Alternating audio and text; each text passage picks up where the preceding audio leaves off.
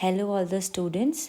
तो आज हम जो टॉपिक डिस्कस करने वाले हैं दैट इज़ डबल फर्टिलाइजेशन, जिसे हम ट्रिपल फ्यूज़न भी बोलते हैं। ठीक है, ये 12th बायोलॉजी का मोस्ट इम्पॉर्टेंट टॉपिक है जो एग्ज़ाम में बहुत बार पूछा जाता है। ठीक है, तो सबसे पहले जब आप इस आंसर को लिखोगे तो सबसे पहले आपको ये डायग्राम बनाना है। आपको डायग्राम बनाना ही बनाना है। जो हमारी बायोलॉजी होती है वो डायग्राम के ऊपर ही डिपेंड होती है। अगर आप लिख नहीं पा रहे हो, मतलब मीन्स कि अगर आपका लिखना रह भी जाता है, तो अगर आप डायग्राम भी बना लोगे तो आपको पूरे मार्क्स मिलने के फुल चांसेस हैं। लेकिन अगर आपने इसके बारे में लिख दिया लेकिन अगर आपने फिगर को ड्रॉ नहीं करा तो आपको पूरे मार्क्स नहीं मिलेंगे। तो बायोलॉजी में सबसे इम्पॉर्टेंट है फिगर को ड्रॉ करना। ठीक है, तो हम पढ़ते हैं डबल फर्टिलाइजेशन कैसे होता है, क्या होता है। सबसे पहले ये जो चीज़ है दैट इज़ गाइनेशियम। गाइनेशियम का मतलब फीमेल पार्ट ऑफ फ्लावर। ठीक है, ये फ्लावर का क्या है, फीमेल पार्ट है। अब इस फीमेल पार्ट के अंदर सबसे ऊपर ये जो पोर्शन है उसको हम बोलते हैं स्टिग्मा। ठीक है, फिर इसकी जो नेक है, ये जो इसकी नेक होती है उसे हम बोलते हैं स्टाइल। ठीक है, उसके बाद ये वाला जो पोर्शन है फीमेल पार्ट का, इसको हम बोलते हैं ओवरी। और इस ओवरी के अंदर ही फ्यूज़न होता है मेल और फीमेल गैमेट का। ठीक है, अब ये हो गई ओवरी, ये वाले पोर्शन। ठीक है, इसके अंदर होता है ओव्यूल। ये वाला जो है ये ओव्यूल होता है। ठीक है, इस ओव्यूल के अंदर होता है एम्ब्रियो सैक। ये वाला जो पोर्शन है जो मैंने रेड में ड्रॉ करा है that is embryo sac. Embryo sac का मतलब होता है फीमेल गैमेटोफाइट, इसे हम फीमेल गैमेटोफाइट भी कहते हैं। अब इस एम्ब्रियो सैक के अंदर कुछ सेल्स होती है। ठीक है, सबसे ऊपर वाली जो सेल्स होती हैं, ये 3 सेल्स जो हैं इन्हें हम कहते हैं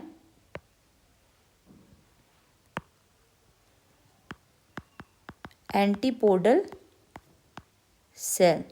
ठीक है, इन्हें हम कहते हैं एंटीपोडल सेल्स। इसके बाद जो बीच में जो 2 हमें न्यूक्लियस दिखाई दे रहा है इन्हें हम बोलते हैं पोलर न्यूक्लियाई। ये 2 बीच में 2 पोलर न्यूक्लियाई प्रेजेंट होते हैं। ठीक है, उसके बाद अगर हम नीचे आते हैं, यहाँ पे आपको 3 सेल दिखाई दे रही हैं। इसमें जो बीच में ग्रीन कलर की है वो है एग सेल। ये होती है बीच में, ये क्या है, एग सेल। ठीक है, और ये दो सेल्स इसके किनारे से हमें दिखाई दे रही हैं that is called synergid cell. अब क्या हो गया, अब क्या होगा फ्यूजन के टाइम पे किसी अदर फ्लावर का पॉलन ग्रेन आया, वो पॉलन ग्रेन पहले स्टिग्मा पर आया। ठीक है, अब स्टिग्मा के आने के बाद उसने क्या करा, यहाँ से पॉलन ट्यूब का फॉर्मेशन करा। अब ये पॉलन ट्यूब फॉर्म होके सीधे सीधे जाती है micropyle end of ovule. Micropyle का मतलब जहाँ पर मुंह खुलता है किसका, ओव्यूल का, क्योंकि इसे यहाँ अंदर एंटर करना है मेल गैमेट को। ठीक है, मतलब जिन्हें हम पॉलन ग्रेन बोलते हैं। ठीक है, वो यहाँ अंदर एंटर करेंगे, यहाँ पे इसका फ्यूज़न होगा। तो इसमें क्या होता है कि 2 मेल गैमेट आती है, यहाँ से आपके क्या आएंगे, 2 मेल गैमेट आएंगे। जब वो 2 मेल गैमेट आएंगे तो एक मेल गैमेट ये एक एग सेल के साथ यहीं पर फ्यूज़ हो जाएगा। ठीक है, जैसे मैंने आपको बताया है 2 मेल गैमेट, एक ये है और एक ये है, तो ये दोनों पॉलन ट्यूब के थ्रू इस यहाँ पर आए। तो जो पहला मेल गैमेट है वन फ्यूज विद ये एग सेल के साथ फ्यूज हो जाएगा, जो एक गैमेट है, एक मेल गैमेट है। ठीक है, अब जो दूसरा मेल गैमेट है वो क्या करता है, यहाँ से पोलर ट्यूब के से अंदर होते हुए यहाँ पर पहुँच जाता है, यहाँ पर जहाँ पर आपके 2 पोलर न्यूक्लियाई प्रेजेंट है, तो वो यहाँ पर जाके फ्यूज़ करता है 2 पोलर न्यूक्लियाई के साथ। ठीक है, तो इस चीज़ को हम कहते हैं ट्रिपल फ्यूज़न। ट्रिपल फ्यूज़न का मतलब 1 2 3 सेल का आपस में फ्यूज़न हुआ, इसको हम कहते हैं ट्रिपल फ्यूज़न। ठीक है, और इसको डबल फर्टिलाइजेशन क्यों बोला जाता है, क्योंकि यहाँ पर एक मेल गैमेट तो एग सेल के साथ फ्यूज़ हो गया, दूसरा मेल गैमेट जो है फ्यूज़ विद पोलर न्यूक्लियाई, जिसको हम ट्रिपल फ्यूज़न बोलते हैं। तो यहाँ पर जो फ्यूज़न है वो 2 बार हो रहा है, जो फ्यूज़न है वो 2 बार हो रहा है, इसीलिए इसको हम बोलते हैं डबल फर्टिलाइजेशन। ठीक है, अब देखो सबसे इंपॉर्टेंट पॉइंट्स इसके कौन कौन से जो आपको याद रखना है, जो आपको एग्जाम में लिखना है, that is occurs in angiosperm में ही डबल फर्टिलाइजेशन होता है। ठीक है, यहाँ पर formation of zygote plus endosperm का फॉर्मेशन होता है। अब देखो ये भी कई बार आपको पूछा जाता है एग्जाम में कि डबल फर्टिलाइजेशन में किस चीज़ का फॉर्मेशन होता है। तो एक तो जाइगोट का फॉर्मेशन होता है एंड सेकेंडली एंडोस्पर्म का। तो जो जाइगोट होता है वो कैसे बनता है, जब एक मेल गैमेट जो है एग सेल के साथ फ्यूज़ होता है तो जाइगोट बनता है, और जब एक मेल गैमेट फ्यूज़ करता है पोलर न्यूक्लियाई के साथ, दो पोलर न्यूक्लियाई के साथ, तो क्या बनता है, एंडोस्पर्म बनता है। इसीलिए जाइगोट जो होता है वो 2n होता है एंड एंडोस्पर्म होता है वो 3n होता है। ठीक है, अभी एंडोस्पर्म का काम क्या है, ये नरिशमेंट प्रोवाइड करवाता है एम्ब्रियो को। ठीक है, और जैसे मैंने आपको बताया फर्टिलाइजेशन अगर 2 टाइम्स, इसीलिए इसको डबल फर्टिलाइजेशन कहते हैं।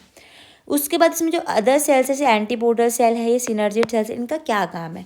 सिनर्जिड सेल क्या करती है, कुछ केमिकल सबस्टांस को सिक्रीट करती है जिसे हम बोलते हैं कीमोटैक्सिस। मीन्स क्या होता है कि जब कोई केमिकल सिक्रीशन होता है तो उस सिक्रीशन के बाद जब मेल गैमेट अंदर की तरफ अट्रैक्ट होता है उसको हम कीमोटैक्सिस कहा जाता है। ठीक है, तो ये क्या करता है, ये पॉलन ट्यूब को एक रास्ता दिखाता है। सिनर्जिड सेल क्या करेगी, कुछ इस सिनर्जिड सेल ने यहाँ से कुछ केमिकल सबस्टांस सिक्रीट करा जिससे क्या हुआ, पॉलन ट्यूब का फॉर्मेशन हुआ, इन्होंने अट्रैक्ट करा किसको, मेल गैमेट को।